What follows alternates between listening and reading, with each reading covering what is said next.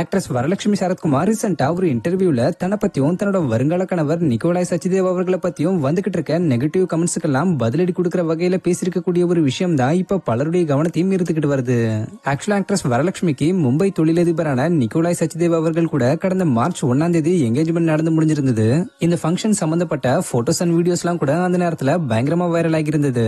சொல்ல போனா அதே சமயத்துல தொழிலதிபர் நிக்கோலாய்க்கு ஏற்கனவே மேரேஜ் ஆகி டிவோர்ஸ் ஆனது மட்டும் இல்லாம 15 வயசுல அவருக்கு ஒரு பொண்ணு இருக்காங்க. சோ ஆக்ட்ரஸ் வரலட்சுமி இவருக்கு 2வது மனைவியா தான் வாக்கப்பட போறாங்கன்னு இதுல இன்னும் சில செய்திகள் ஒரு படி மேல போய் ஆக்ட்ரஸ் வரலட்சுமி நிக்கோலாய பணத்துக்காக தான் மேரேஜ் பண்ணிக்க போறாங்கன்னு இப்படி பல சர்ச்சையான தகவல்கள் வெளியாகி வைரலாக ஆரம்பிச்சு அவங்க ஃபேன்ஸ் பலரையும் அதிர்ச்சி அடைய வச்சிருந்தது.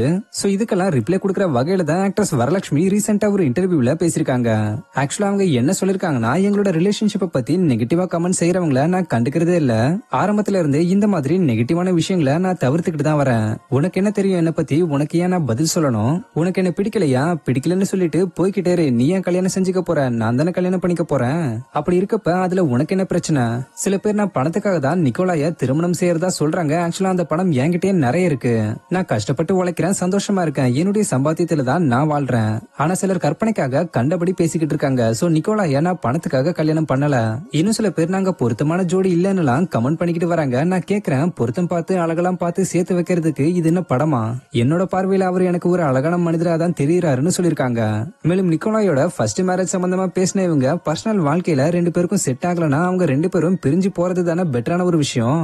பிடிக்காத வாழ்க்கையை நீங்க பொறுத்துக்கிட்டு வாழ்ந்து என்ன பண்ண போறீங்க?